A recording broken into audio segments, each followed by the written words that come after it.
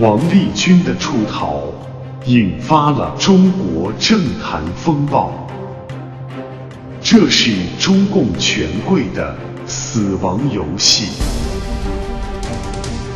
惊心动魄博弈的背后，隐藏着惊天罪恶。真相不断曝光，越来越多的人觉醒。中共是撒旦邪灵，只为毁灭人类而来。贸易战如火如荼，以点燃世界的怒火。在最后人类的大审判中，善与恶的艰难抉择，将决定每个人的最终命运。中国奇枪巨变。Thank you very much. Thank you. Thank you. That's very kind. I always prefer if I get the applause after I speak, because then you know how you did. And Rupert, you referenced the Senate race and book publishing. I'm pretty sure those are both felonies if I talked about them. So I'm not going to mention either tonight. Thank you so much for those kind words, Rupert, for your generous introduction. Distinguished guests, ladies and gentlemen, it's great to be with you all tonight. It's remarkable. I'm sitting at the table with Dr. Kissinger and Hank Greenberg, the Stearns, amazing people who've done amazing things for America. Thank you all so much for your remarkable service. I've been fortunate to get a chance to know Dr. Kissinger, and he's in his mid-90s. Secretary Shultz is mid-90s. I got a lot of runway left. Must be something about Foggy Bottom that keeps you going. Thanks to Ken and the Board of Trustees here for taking such good care of us. I'm humbled by your generosity and the receipt of this award tonight. My son often reminds me there's much for me to be humble for. I actually told him about this, and he got online, he looked up all the previous recipients, and he wondered if the Institute might have lost its way. He's also famous for having sent out a note to the entire team that takes care of me when I travel, saying, when my dad got off the plane tonight, he looked like he was half dead. Would somebody put makeup on him?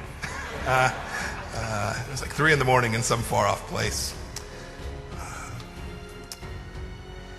I thought I'd take you back just a minute to talk about something that's very much on my mind.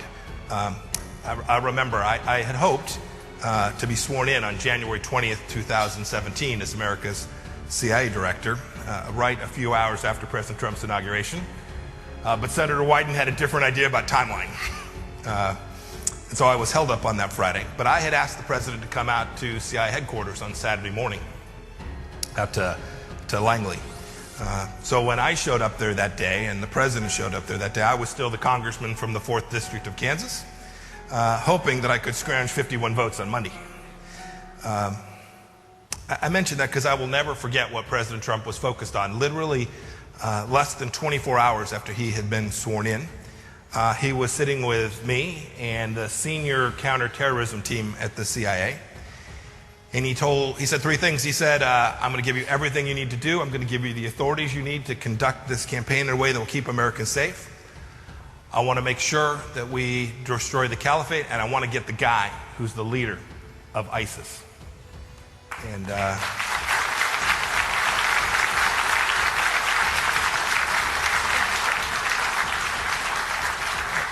And we worked for 2.5 years. The team was fantastic. The work that was done will absolutely make an important contribution to America's national security. The president led that effort. He was committed to it. He supported everything that I did, and then my successor, Director Haspel, and then the amazing work of the Department of Defense and all the teams that brought Baghdadi to eternal justice. I hope you all know. I hope you all know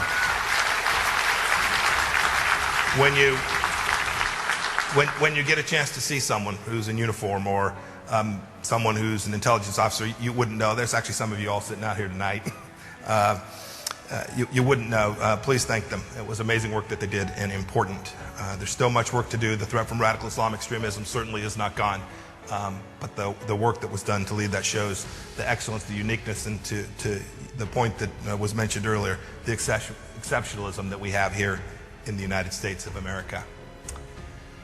You know, I think it's true that we can think long about history.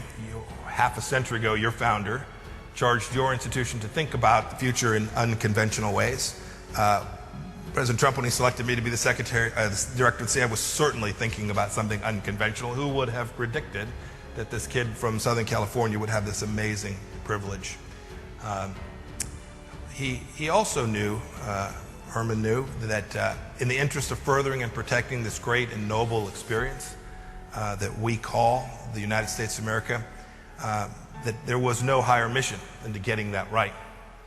That's why I thought I'd focus in the few minutes today before I take some questions. I thought I'd focus on something that is central to what the Trump administration is working on, that is different from previous administrations. That's not political. We have taken on the challenge from the People's Republic of China in a way that the time is calling for. Look, we have a long cherished tradition of friendship with the Chinese people. We continue to do so today. We have a Chinese-American community here in America that we love and treasure. I've known them through business and personal ties. I've known many of them. But I must say that the communist government in China today is not the same as the people of China. They're reaching for and using methods that have created challenges for the United States and for the world. And we collectively, all of us, need to confront these challenges from the PRC head on and along each of the many facets. There are many opportunities to be sure, but it is no longer realistic to ignore the fundamental differences between our two systems and the impact that those two systems have, the differences in those systems have on American national security. This is a departure for sure. Might be viewed as unconventional. It's not what you've heard from leaders for the last 2 decades plus. Frankly, we've been slow to see the risk of China, the risk that it poses to American national security, because we wanted friendship with the People's Republic from the very start, and because we, as Americans, always continue to hope for that. But frankly, in our efforts to achieve this goal, we accommodated and encouraged China's rise for decades, even when that rise was at the expense of American values, Western democracy and security, and good common sense. We downgraded our relationship with our longtime friend Taiwan on the condition that the Taiwan question would be resolved peacefully to normalize relations with Beijing. We all too often shied away from talking directly about the human rights issues there and American values when they came into conflict. And we downplayed ideological difference even after Tiananmen Square massacre and other significant human rights abuses. We encouraged China's membership in the World Trade Organization and other international organizations, premised on their commitment to adopt market reforms and abide by the rules of those organizations. And all too often, China never followed through. We hesitated and did far less than we should have when China threatened its neighbors like Vietnam and like the Philippines, and when they claimed the entire South China Sea. Frankly, we did an awful lot that accommodated China's rise in the hope that communist China would become more free, more market-driven, and ultimately, hopefully, more democratic. And we did this for a long time. There's another reason we adopted these policies. We didn't realize how China was evolving. Frankly, the American people didn't get the full story. I've talked to so many business leaders. U.S. companies that invested heavily in China were forced to comply with China's terms. This includes just about any topic that the Chinese Communist Party deemed controversial. Beijing's intransigence creates a permanent class of China lobbyists in the United States. Their primary job is to sell access to Chinese leaders and connect business partners. And frankly, whenever there was a dispute or tension in a relationship, many of our scholars blamed the United States for misrepresenting the nature of the Chinese Communist Party. Meanwhile, Beijing controlled and limited access to our diplomats, journalists, and academics when they were traveling to mainland China. They still do that today. If you saw the difference in how Chinese diplomats are treated and how American diplomats and the access they have, you too would find the absence of reciprocity deeply inconsistent with American values. In China, state-run media and government spokespeople filled the gaps, routinely maligning American intentions and policy objectives. They still do that today. They distorted how Americans view the People's Republic and how they review General Secretary Xi. These bad outcomes were all too predictable. They were predictable byproducts of dealing with a secretive regime that doesn't respect fairness, the rule of law, and reciprocity. Today, we're finally realizing the degree to which the Chinese Communist Party is truly hostile to the United States and our values, and its worst deeds and words and how they impact us. And we're able to do that because of the leadership of President Trump. The president sounded this issue, this alarm, since his very first day. I remember one speech he gave back in Pennsylvania when he called China's WTO membership the greatest job theft in history. A lot of people laughed. I don't think so many of them are laughing now that they can see the reality. It's the case that now we know China weakens America's manufacturing base by conducting massive intellectual property theft. I had a group of Fortune 500 CEOs in my office last week. The stories are staggering. Now we know too that China threatens American freedoms by demanding our companies self-censor to maintain access to that Chinese market. We've all seen the stories recently of the NBA. The truth is Beijing ought to be free to run its own PR campaign. They're a sovereign nation. But if we disagree, our companies ought to be permitted to have that disagreement. Silencing dissent simply is not acceptable. And now we know that China threatens America's national security by developing asymmetric weapons that threaten our strategic assets too. The list goes on. And these aren't just our problems. They're problems for all nations that share our values. When we see Beijing use coercion as a preferred tool of statecraft, it's not good for those of us who believe in democracy and sovereignty as the fundamental norms that ought to dominate world commerce and the way nations interact. These ideas, they threaten the free and open international order by making extrajudicial, territorial, and maritime claims in places like the South China Sea and the Taiwan Strait. We know too that Beijing entwines its neighbors and others in its state-led economic model, often closing deals with bribes, often trapping many in debilitating debt levels, threatening their own sovereignty. And now we know too, and we can see, China's regime trampling the most basic human rights of its own citizens, the great and noble Chinese people. We've seen this in Hong Kong. They need to live up to their promises and commitments, and we've seen it in the gross human rights violation of ethnic minorities in Xinjiang. We know too that the Chinese Communist Party is offering its people in the world an entirely different model of governance. It's one in which a Leninist party rules and everyone must think and act according to the will of the communist elites. That's not a future that I want. I think it's not a future that anyone in this room wants. It's not a future that other democracies want. And it's not a future that the people of China, the freedom-loving people of China everywhere, don't want this model. President Trump's national security strategy lays this out. It recognizes China as a strategic competitor. That means there's challenges and there's real opportunities, and we hope that we can engage with them in ways that are constructive. But it's reality, it's the truth.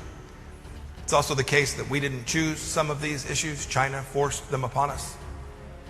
In the coming months, I'm going to give a series of sets of remarks. I'm going to talk about each of these in some more detail. I'll talk about the competing ideologies and values and the impact that has on America and the world.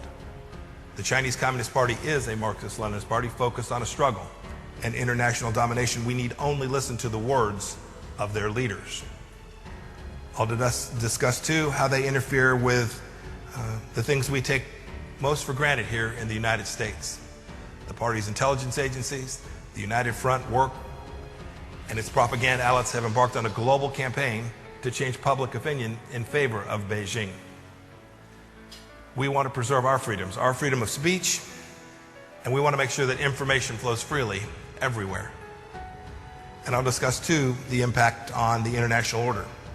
Beijing is actively creating its own international space, and it participates in international organizations to validate its authoritarian system and spread its reach. We, in the United States, and I think the good people who are part of the Hudson Institute, want to preserve the existing free and open international order that the United States has helped create and continues to lead. And I'll talk too about the economy. China has engaged in unfair predatory economic practices, and it's utilizing state assets to build its economic footprint all around the world. We want China to be successful. We want it to have a successful economy. We want a transparent, competitive, market-driven system that is mutually beneficial for all involved. You can see the first steps towards that in the phase one deal that we're close to signing. I'm optimistic we'll get there. It's a good thing, a place that we can work together. We want to make sure that we get that right, and we want to make sure that the economic relationships are fair, reciprocal, and balanced as between us as well. I think this will show that there is common ground to be had, and the Trump administration will work tirelessly to find it wherever we can. And I'll get a chance, too, to talk about how our militaries compete and the capabilities that China has built up that far exceed what they would need for self-defense. You know, there's lots of discussion, lots of think tank discussion, lots of academic discussion about what the relationship will look like between the United States and China in the years and decades ahead. I'll be clear about what the United States wants. We don't want a confrontation with the People's Republic of China. In fact, we want just the opposite. We want to see a prosperous China that is at peace with its own people and with its neighbors. We want to see a thriving China, where Chinese business community transact business with the rest of the world on a fair set of reciprocal terms that we all know and understand. And we want to see a liberalized China that allows the genius of its people to flourish. And we want to see a China that respects basic human rights of its own people, as guaranteed by its own constitution. But above all, it's critical that as Americans, we engage China as it is, not as we wish it were. Herman Kahn used to remind us. He would urge us to think unconventionally, to create persuasive arguments for policy, and make those arguments consistently to the American people. We have to think anew and unconventionally about the People's Republic of China. I hope you will all join me in that. We will learn together, and we will develop a strong relationship between these two nations. I'm going to now stop and take a few questions from Mr. Khan. Thank you. God bless you all. 获取最新资讯，请访问世界门新闻网。